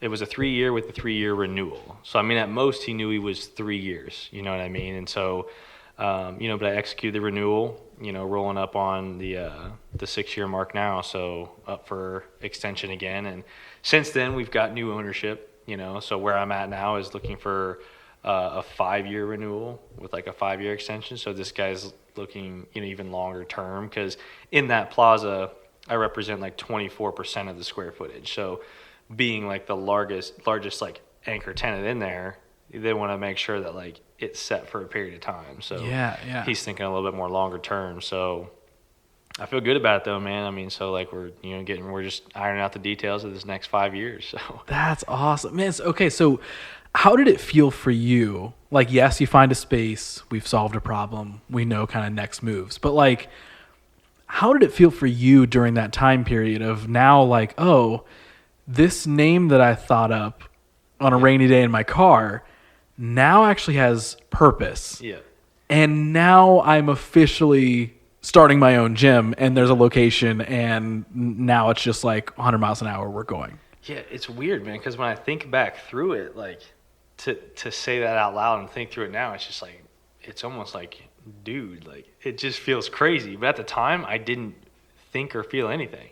It was just like, it's just another day. Yeah. It was weird. It's like, I'm just going to get this done. You know, like I didn't have like fear or like reservations of anything. It was just like, all right, let's get to work, you know? And I just went, because like the space, like my dad and I and now wife, you know, and mom and even clients, like they helped me just like sweep stuff up. And like, dude, we laid the carpets and the mirrors and installed all the equipment. I just remember I had buddies of mine come over when all the equipment got delivered. I'm like, hey, like I need a hand, because they got it off the trucks, but like part of it's not bringing it in. So like I just need to get some dudes to help me like carry these leg presses inside, carry all these plates inside. Yeah, and you're like, hey, everybody, if you want to work out, like we're moving into the new gym today. So that's what it was, man. So it was just like, day at a time, do everything I can today, and then repeat tomorrow, you know? And so it was weird, man. It was almost like, not that you were like caught in the motions, but you were just like, yep, cool, we got this going, and here's the next thing. Like, was there a point in time where you got to kind of like stop and smell the roses, quote unquote, or were you just like, hell yeah, I got this, and now here we go, what's the next challenge? Like, let's go. It's always been like, what's next, you know? And I feel like it's for me, just kind of maybe even growing up, it's like, I just almost feel like we never, I mean, I don't want to say this like the wrong way. It's not like my parents weren't like, hey, great job. Do you know what I mean? It's like they're supportive in everything we do, but weren't like overly vocal about you like succeeding in anything, you know? So it was almost just like when you did it, it was just like, oh, it's the expectation. I mean, you got an A in that class. Well, like, what else were you going to do? You know? Yeah. Like, you said you were going to do this. Like, good job. You know what I mean? So there was just nothing, like, I guess, celebratory. Mm-hmm. You know, like, we're just not celebratory people. And that's as simple as, like, even a birthday, you know, or, like, it's all pretty mellow. So I think because nothing was really, like, celebrated too loudly, that was just kind of like, to me, it's just like, well, you said you were going to do it, so go do it. Everything Yeah, just becomes an expectation. So like essentially like the sense of like accomplishment and pride, like I don't have it too much. Like I love what I do and I'm super happy that it's working. But like to honestly say that like I'm like proud of this is a hard statement because I don't totally even know what that means. You know what I mean? It's weird to Interesting. say. It's Okay. really weird to Yeah. say. But it's just like I said, it's just like, yeah, like I said I was going to open a gym. Like, so like it's going to work. So it's just like you set out with that expectation, with that goal, you get it done. You know what I Yeah. mean? And it's Okay. just kind of like my dad was just very much like that. For growing up, he was blue collar, and he kind of learned things the hard way. It was he put together like a bicycle from a junkyard, or if he wanted a car, the dude figured out how to make a car run when he's 16, so he could build one and actually drive it somewhere. Like he had to figure stuff out. So that's problem solving. So a little bit of it comes from there. So I think it was just like you wanted something, you go do it. And then that's just it. Yeah. It's like, cool, got my car, made my bike, got my gym. It's just like you just go. Right. So like it's weird, man. It's weird, but like I know it's I mean probably not exciting, to hear, but like it's just No, to me, it totally it's is. just like, Yeah, no, it's interesting. it's to me it was just like I just expected it to work. Like why wouldn't I guess. Right. So So when you get it up and running, are you like was there any moment in time where you were kind of like, okay, this is a big challenge, or did it kind of start up and you were like, yeah, because my expectations were set and I have planned for all this stuff, I have made sure this is a well-oiled machine now. yeah, it was always just like what's next. Yeah. That's what it was. Like it was like, okay, I need to get to this mark. It's like, okay, if I could hit this number, then in my mind, it's like, okay, if I got 100 members in here, then like clearly we got something that makes sense, and then if I can get to this number, I'm breaking even. Okay, so now like it's really making sense. Then anything beyond there is actually, this thing's actually making money. You know what I mean? So it was just like, you kind of set these little things of like what needs to happen for me to kind of like almost just like assess the situation. I'm just kind of assessing. And every time I hit him, like I said, it was just, okay, then what's next? What's next? Now, What's next? I know we're not, it's not like the huge celebratory, like, oh my gosh, I accomplished this. But like, was there ever a day where you walked in and you were like, there's a lot of people in here. Yeah. Okay, cool. Yeah. Like, did you see a change and a growth that you at least could be like, huh, okay. There's a lot more people in here than was last week. Yeah, no, I mean it's been awesome to see that for sure. Like I said, especially like it was me and my 20 clients, to where there's 10 people working out of there. I mean, we have a doctor, a physical therapist in there, like a boxing coach and 8 other trainers doing their thing. Like it's kind of wild, like you're back in the lounge and you just hear them all kind of like talking and hanging out, and like it's super cool, and like to see that. But I don't think I had a moment. Like nothing in my mind stands out to where like I'm like, yeah, like nothing ever hit me. You know what I mean? Right. But like there's definitely, it's always cool to see. I guess it's just like, I just like glad to be a part of it. You know what I mean? Like I just like, I have fun. I go there every day. I don't feel like it's work. I just like, I like talking to everyone that's there, whether it's members, whether it's trainers, whatever it is. Like I just enjoy it, and I don't know. Now, so, I mean, what was it like building the team that's there? We just kind of mentioned them. Like, was it all like people kind of coming to you and being like, hey, I need a space? Or was there anybody that you ever like got introduced to? And like, because I feel like I ask that because sometimes I do think it can be hard to find the right people. For sure. Right? That's kind of been the thread we've been talking about, is like you talk to somebody, you can feel them out, whether it's, Yep. first time you and I talked on the phone, I was like, this is an us person. Yeah. Like this is a person that we should be working with, like for sure. Like, what was it like building the team at Fit14? Was it just like you found people that like, hey, you need a foundation, it's here for you? Like, what was there any sort of a vetting process of like, let's build the right team? Like, what was that portion like? So it very much is like a gut feel for sure. But ultimately, like, I mean, thinking through, everyone who's there, who's involved is like, honestly, so I would say over half the people there were just all members, right?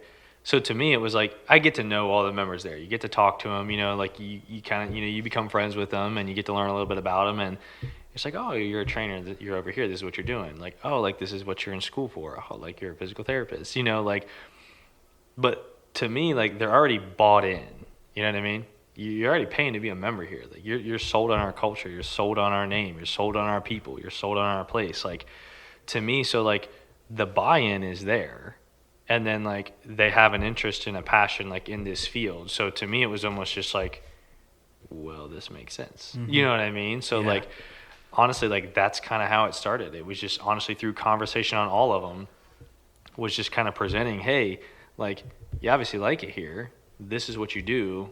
You ever think about doing it here?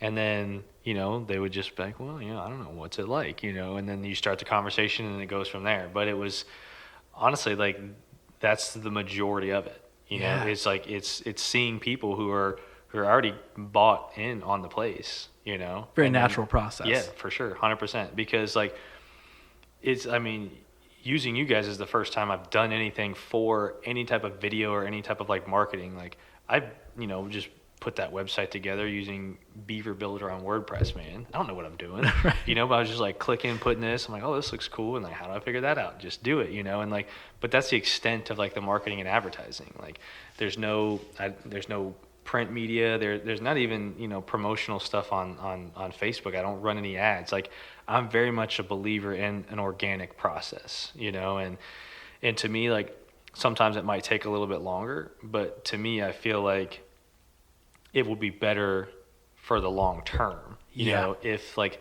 the right people and the right things happen at the right time, you know? So I just don't push too hard on any of it. Like I didn't put out any like, you know, help wanted ads, trainers needed. It was just like, hey, I'm going to like focus on what I'm doing, you know, and continue to just make this thing what I think it has potential to be. Mm-hmm. And then I think that the right people are going to find themselves here, you know, and then, they, you know, some of them might ask me the questions, you know, about working here, like, how does this all work? And then it's just conversations, man. Like, it's just having conversations with people. Yeah. I'm a firm believer in that kind of idea of just like, you know, like, yes, you know, you can create marketing materials, you can make cool stuff, and especially again with the internet and all that sort of stuff. Like from my perspective, like 100%, I've made cool stuff in hopes that somebody thinks it's cool enough to want to work with me or talk to me or whatever. But again, kind of going back to the core of it, the why, like I'm always going to let my why shine through. And I feel like that's really what you did with this gym, where it's, again, when we first started talking about working together, that was one thing you emphasized. You were like, I don't do a lot of marketing. It's pretty much all word of mouth. Yeah. And that's because you built such a solid foundation coded in the why. Right? Of like, so that way anybody who walked through the door understood what the culture was. And when they walked back out, they understood it even better. Yeah. And if they wanted to join the team, they understood, like you said, the trainers that joined, it wasn't from an ad that said trainers needed. Yeah. It was people who were there and they were like already, like you said, bought into the culture of like, oh no, I know what it's like to be here. Yep. How can I now be a part of it that really gives to other people? And that's like, I feel like I think that way, just using like social media as the example. Mm-hmm. Now you could argue, well, using social media as marketing in general, like, you know, whatever.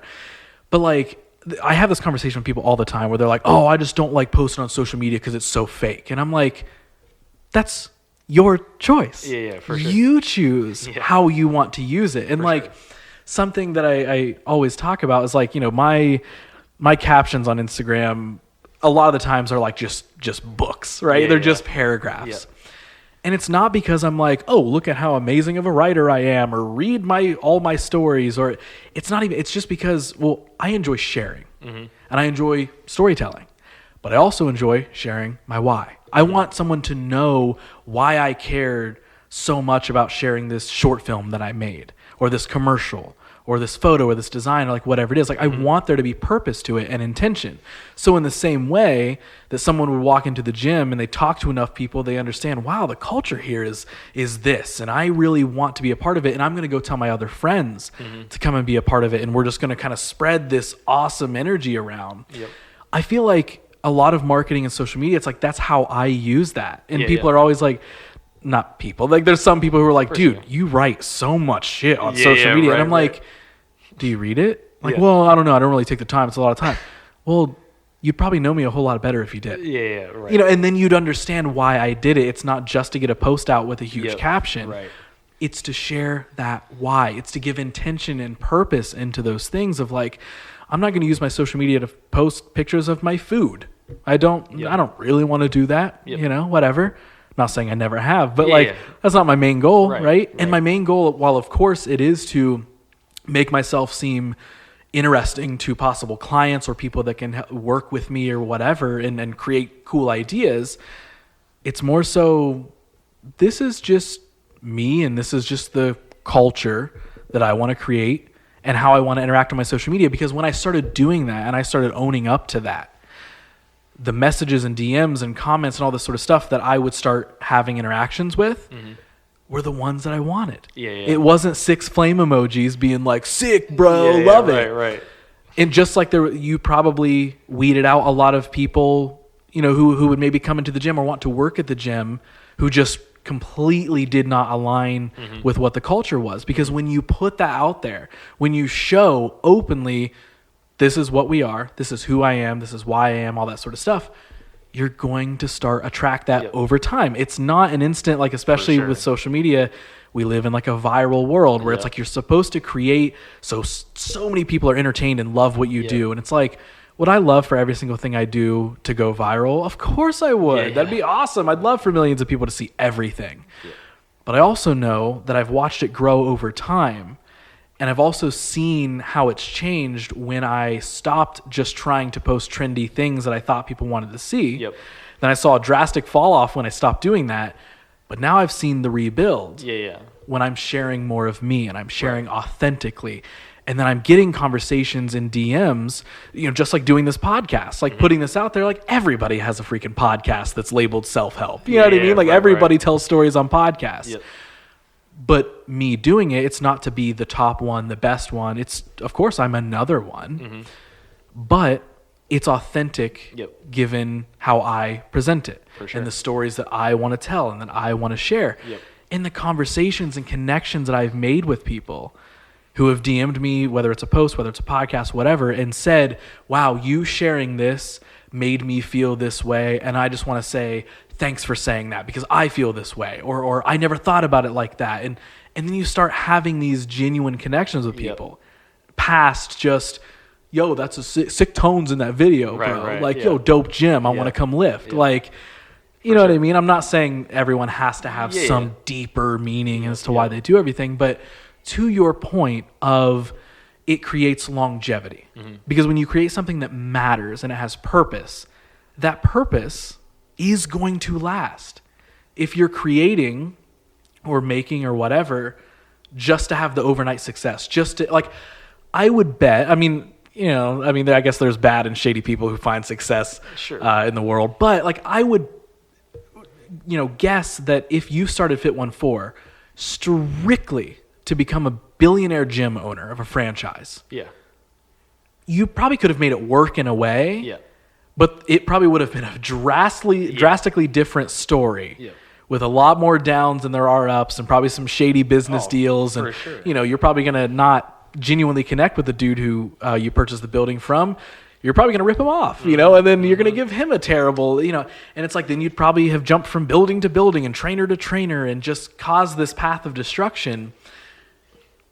The point I'm making is I think if your intentions were that at the beginning, I don't really know if it would be what it is now. It wouldn't. Even if it was super successful and made a lot of money, it would probably just be another just kind of empty place that someone could go in and lift weights in. Because you would definitely have to do it very different than it is now. I just know that from like how it's set up. Like it's not set up to like, I mean, yes, it's a business. It's there to make money. Of course. But like ultimately, like that's not like the driver. Like I said, the driver is to like help these trainers make a living. You know what I mean? Like that's what I'm ultimately after. And I just know in doing that, like I said, like making them successful makes me successful. Like it just does. I mean, like just in my brain, it's super logical. You have 10 trainers. If you can run 10 trainers and make $100K each, if I can help them achieve that, like where am I? I'm probably doing okay. It's probably a pretty good member base if I have this many trainers making that kind of money. Yeah. I'm doing okay. You know what I mean? But like that's a different mentality than, like you said, trying to be like a billionaire gym owner. Oh, 100%. Like it's attacked very differently. It just is, because like the energy and money and effort that I put into helping them, that doesn't, it's like, okay, we pull that back off the table and I have to inject it over here because this is going to get me there, Right. But like, it's not the goal. And what I mean? It's not the the goal. core of who you are and what you're doing Yeah. isn't how can I make as much money as Yeah. possible? I'm a billionaire. Like Yeah. if the success and money can come with the authentic way of doing it, then Yep. perfect. For sure. Because of course, no one's gonna start a business venture and be like, I just want to do it for just the fun of it. I don't care if it's successful at all. No, you do, and that's okay. Yeah. That's for okay sure. to want your thing to be successful. sure. Like, yes, my long captions on Instagram, I want, J.J. Abrams to read it one day and be Yeah. like, I want you in my next movie because I can see how much you care. Like, Right. of course, Yeah. you want it to turn into something, but it's not sure.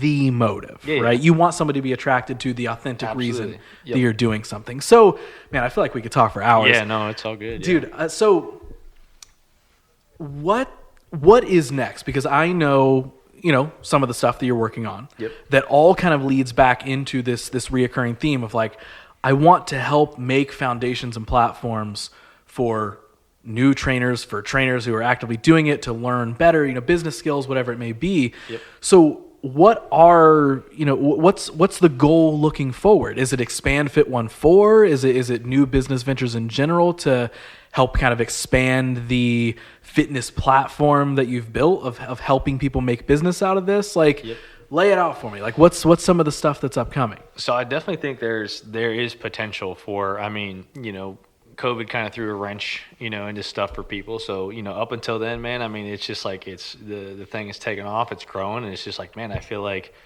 at the rate it's going, we need another location. Like clearly this is working. So like, I think there's more people, that we could help somewhere else. And like, that's ultimately what it is like, what location makes sense to move to, and then if we have 10 people working here, that's 10 more trainers that can now work at this other one, which would be great because then you've got that many more people making a career out of what they enjoy, So it's like, okay, that's 100% potential on the table. But like I said, with the COVID stuff, you kind of like, you rethink a little bit. And so then it's like, all right, is there anything else you could be doing here?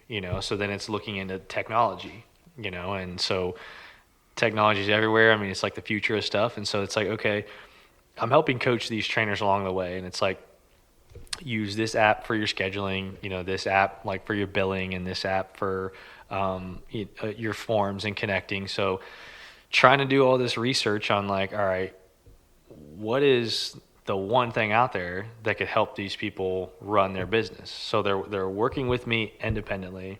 I can kind of help coach them along the way, but there's still so many things to juggle, It's just, there's a lot to run a business. It's a lot to be self-employed, and I can provide them, like I said, the resources, but like ultimately they still have to be able to connect all these dots. So the idea of like, well, why don't we put that into an app, right? So it's like, how can we run their business from their pocket, like from their phone? So, we've been working on, an app for like the last 2 years that hopefully, we're going to get to do some cool stuff, man, and put together another cool commercial for, get some cool content for. But, I think there's a lot of potential, again, to help those people run their business. It's like now I can manage all my clients in this one space. Here's all my clients' programming. Here's all their nutrition. Here's all their progress. I can set all my packages and services and anything that I sell to this group, my workout programs, right? All done in one place. And then all my clients can connect with me in that one place. It stores it all. It could be past appointment history, past purchase history, any type of notes. If it's like I've got some joint thing here, or my weight started here and now I'm down to here. So it's just, there's so much that goes into it, that I feel like if we can put it all together in one place, it would help you that much more. Yeah. So it's just trying to help and reach more people than just location based. So running this app, I think, is a way to do that, So essentially the Fitness Pros idea, gets born. So that's kind of taking a lot of forefront right now, is how do we get this Fitness Pros, name of the app, to take off, to get in hands of these people to where I can provide a physical resource, with Fit 1-4. Here's a location, here is equipment, Here's the culture and the setup that helps you be successful. How can I take that and apply that on a bigger scale to more people? So like if I can, it's about empowering these people. You know what I mean? Like that's ultimately what it is like your big gyms are employing them, and I'm trying to empower them. It's like, all right, you're not an employee. Like, how can I empower you to be your own? How can I empower you to be successful, to live this life that you want? So we're trying to shift a little bit of power away, from the few gyms and put it into the hands of the people who ultimately are the connection with the client. That's where it's at anyway, so putting that power in those hands of those fitness professionals out there, I mean, that's the ultimate goal. Yeah. As you run your business, you connect with your clients, whether it's virtually or in person, because you can use this software to where, like, if we're working in person, like I said, you schedule all your appointments with me. You do it through the app. You pay for my services. You schedule with me there. We can communicate there. I can track your bench press, your body weight, your body fat, whatever it is. We can run everything there. Or, I mean, to me, the beauty of it is, let's say we work together and then you move to Arizona, right? We still have a connection there. It's like, my structure, my format. That app goes with you. I can put all your programming together. I can kind of guide you on your diet. We can stay in touch, and I can still help you with your fitness goals. You know what I mean? It's really weird that you give that example because my cousin, she's a personal trainer. Okay. And we had just started working together. And then she decided to move to Arizona. Really? Yeah. And was like, hey, I'm going to find a way to still send you stuff. And like, I ended up, like, I had been going to a gym anyway. So like, it wasn't like the biggest of deals. Yep. But that was a really on point example it that happens you gave. All the time, she man. literally moved there and was like, okay, now I need to, and even her other clients that are still here, she's like, okay, now I need to figure out how where to. Are they going to go? I'm going to tell her about Fitness Pros. We're going to have to get her signed up on the app at some point.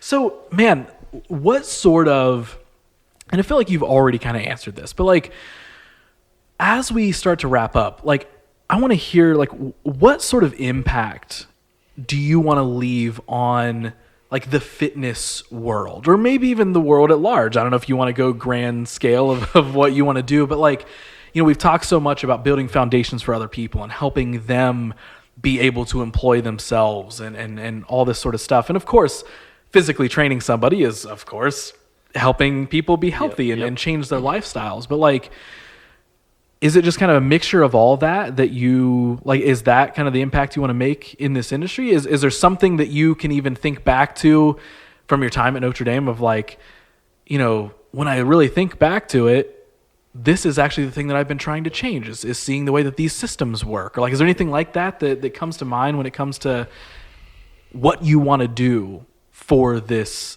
industry? Yeah, I mean, honestly, I don't think I've ever thought about what I want to do for the industry or for the world at large, but I think it's just it's definitely evolved over time, where it goes from, like, again, at the core, it's ultimately like helping people. Mine just was like hey, like, I know how to, like, exercise, how the body works, like, let's work around this injury, let's help you lose weight here, let's get stronger there. So it comes from the level of me helping them to now, like I said, just kind of stepping up a level and be like, well, like, if I can help more trainers, they can help more people. You know what I mean? It's like, I'm limited to however many hours are in a day, or how many messages I can send, or how many programs I can put together, right? So I have a limited reach on, like, the actual, like, clients I can impact on their health and fitness, which, like, ultimately is an interest of mine, is exercising, but like I said, the passion of, like, helping them in some way. So it just kind of stepped up, man, to me, like, wanting to just help these fitness professionals out there so they can ultimately help more people, but it's just like, it just makes me feel good, man, to think that, like, something that I'm doing is letting them live the life that they want. Like, that to me is, like, so motivating and rewarding, whether it's that person, if it's like you helped them lose 100 pounds, so now, like, they can play with their kids, like, they're living a life that they wanted to live, they just weren't able to, and I've kind of helped them do that. These people want to live the life to help these people. Some people just want to work in a gym. It's like, I like the atmosphere of being in a gym. I just want to work in a gym. Okay, cool. Like, let me show you how we can do that. So, like, helping these people live a life that they want to live, to me, is ultimately what, like, excites me, or you know what I mean, is just fulfilling. So I don't think I've thought about, like I said, an impact leaving on anything, but like ultimately, like I just want to know that like I am having a good impact on these people. Like I said, the gym, like you said, is at the end of the day, business is business. I mean, the gym is the gym, the app is the app. Like it's like they're there to make money. But like if I'm trying to like get someone to onboard the app, I will do everything I can to coach them through how do you use this thing. It's not just like, hey, go use this for 6 months, figure it out, let me know if you have questions. No, it's like, look, like I'll hop on a call anytime you need, like shoot me a text, like let's walk through. Hey, I have my entire phone built out with all of my clients. Just walk through my phone. Just start playing with it. Get a feel for what this looks like, what you can do. Like I just want it to be a good experience for the user, and I want it to add value to them. I don't want you to just pay me money and then feel like you got conned into it. It's like, oh man, like this is too much to learn, and like this actually isn't as good as I thought. If it's not, let me know. So let's make it better. Like I want it to be something that you want to be a part of, and that's the gym. So the culture of Fit 1-4, I want these people who work there to want to be a part of this. You know what I mean? I don't want to be like forcing these people to feel like they want to be there. Even members, like there's no contract on what they have. Like if you move out, you got to go. You know what I mean? If you find something else, it's okay. It's just like I'm confident in what we're doing, and I feel like we're going to like impact enough people to make this thing work, and we're just going to keep moving, and people, should be free to kind of move around and make their choices and their decisions. So if it's not the right fit, that's okay. But like I said, if there's something I can do to improve it, then like let me know and I'll do it, so that's ultimately what I want. I want them to know that it's valuable. Being a part of the gym is making your life better. Whether you're just working out there, whether you're working there, like it's improving your life, like it's hopefully like, you're having crossed my path in some way has improved it. You know what I mean? Ultimately, like that makes me feel good. It's like, yeah, I was able to help them. Even if like I said, one of these trainers comes into the gym, I help them really figure this game out. They blow up and build an empire. Like it's like the dude's running a gym out in Colorado now. Dude, good for you. You know what I mean? Like it's like I don't want to try and hold them down and be like, okay, this guy's valuable. Let me keep him here. Let me keep her here. Like, no, man. Like if you have it in you to go do that, like 100% go do that. Like, and to me, I look at that as like, you know what? That guy used my resource, my platform, my connection as the stepping stone to get to where he was. Like without this here, they may have never got there. So like there still is value having gone through connecting with me in some way. And like that just feels really cool. You know what I mean? It just feels cool. So like I said, whether it's the gym or whether it's the app, like that's ultimately what I would want to happen. So that would drive me to put the best gym environment together, the best gym structure together, the best app together, because like it's a reflection of me, and I just want it to be what I genuinely want. And I want you to have a good experience. I want you to have a good outcome, and I want it to feel like something you want to be a part of. Yeah. If it's not, like that's okay. Dude, I love it. Now, listen, when I asked you that, you were like, I've never really thought about the impact I want to, but then you just gave a wonderful answer in so many different ways. So maybe you've never thought about how you'd articulate it, but I would say it proves that it's just naturally and authentically in you because you just poured it out perfectly. Hopefully. I think that was wonderful, man. Okay, so final question. Unless there's like a big part of the story that we're missing. We're like, dude, I didn't even tell you the part about the aliens coming down and taking over the first location. Like, we covered quite a bit. We're not missing anything. Yeah, no, right? We're good. So I wrap up every episode of this podcast with the exact same question. So I'm going to throw it to you. Mm-hmm. If right now you knew that on the other end of that microphone was everyone in the world, language barriers don't matter. None of that matters. They can all hear you. They can all understand you. You've got a live mic connected to everyone in the world. What is it that you think they should hear? Man, that's a lot of pressure to give some answer and one thing for everybody to hear. But I feel like ultimately kind of maybe basically what we've talked about or some of the things we've uncovered, man, is like, to me is to figure out what that passion is. Like find that why for you. And the sooner you figure that out, man, the better off you're going to be.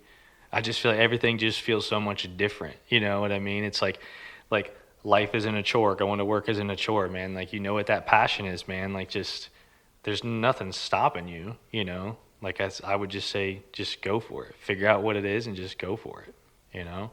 Yeah. Dude, I love it, man. You know, what you should have done has been like, listen to Limp Bizkit. Right. Just pull up your phone, start playing Faith by Limp Bizkit. Sure, yeah. Go check out My Way by Limp Bizkit. It's a sick song. Dad Vibes, it's out now. Go check it out. Yeah, there you go.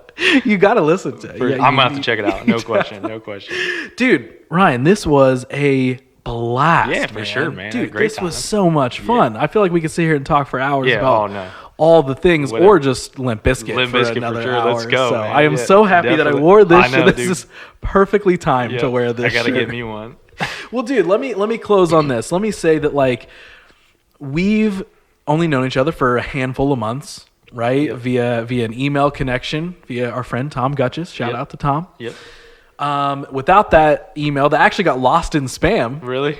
Yeah, I didn't even know that. I'm pretty sure it got like lost in spam because we like reached out and then like I do remember that. Yes. we like I didn't hear anything back. I was like, oh man, I really wanted to work with Fit14, and then we somehow got texted you. Yeah, I don't even remember. Yeah, but I do remember like it did kind of get lost, and then because Tom was in the gym, and then I just kind of was talking to him about it. And he's like, yeah, I told him, and I think he sent you. I was like, yeah, I don't know. So then he maybe somehow just got our phone numbers together, and then we just sent a text. Yeah, and then reached back out and was like, hey, I didn't even get your first email, but let's go ahead and chat. And from that very first conversation, man, I immediately, the gut feeling we keep talking about, right? I was like, not only is this a good client for me or us to work with, this is just a good dude that I want to help make cool things for. And now I love that I've gotten to know you even more. And honestly, I feel like this conversation has just like cherry on top of the icing on the cake of what I already feel like I knew about you and Fit14. Because again, the day we spent interviewing everybody and shooting this like fun story film and commercial stuff, like, yeah, we made some visually cool stuff.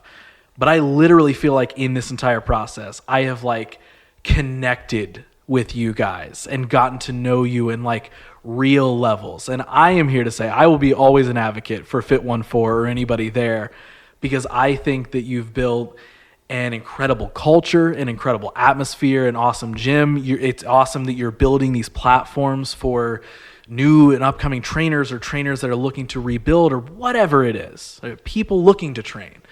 You're building these foundations and platforms for these people to build better lives for themselves, not just physically, but all around. And so I'm just here to say, I am so stoked we know each other. Yeah, for sure. I will always applaud Fit14. I am so stoked on everything you've built.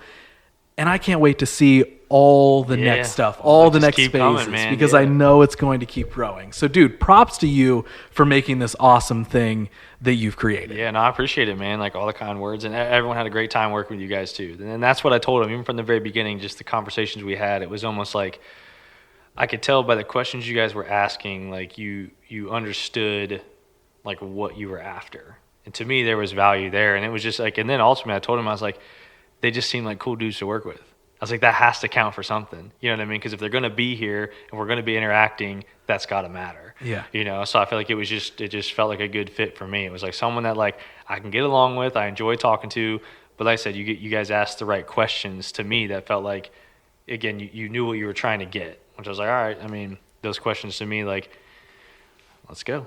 Yeah. You know? Hell but yeah, it's been fun, man. Dude, this was a blast. That was a blast. For I sure. can't wait to see what we do next. Yep. And realistically, what do you say we wrap this thing up and just start jamming Limp Bizkit the rest of the Yeah, evening? dude. I mean, yeah, if you got a speaker, just throw it on. Dude, sure. thank you so very much for doing this, For man. sure, man. I appreciate you. Dude, we did it. Yeah, for we sure. did it. That's a Been fun. podcast. Yep. That is a wrap. Done deal.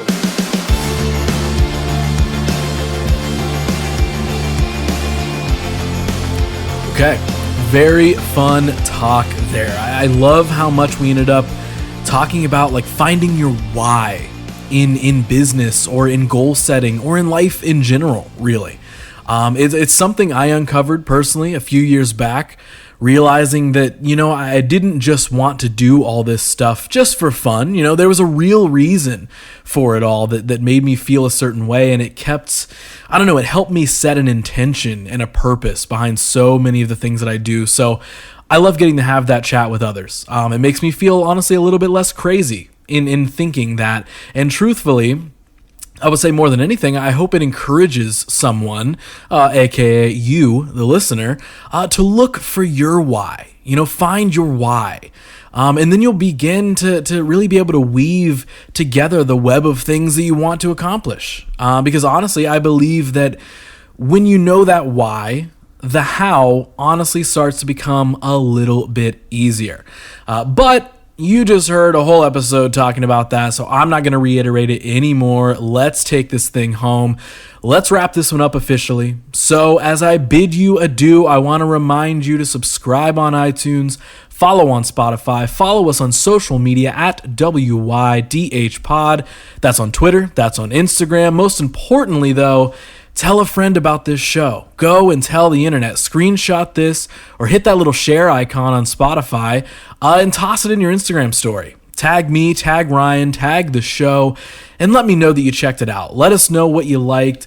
Let someone else know what they might like or enjoy about it. And if you do any of that, I sincerely thank you. This show is totally ran by just me. No big checks or piles of money coming in or secret sponsors yet.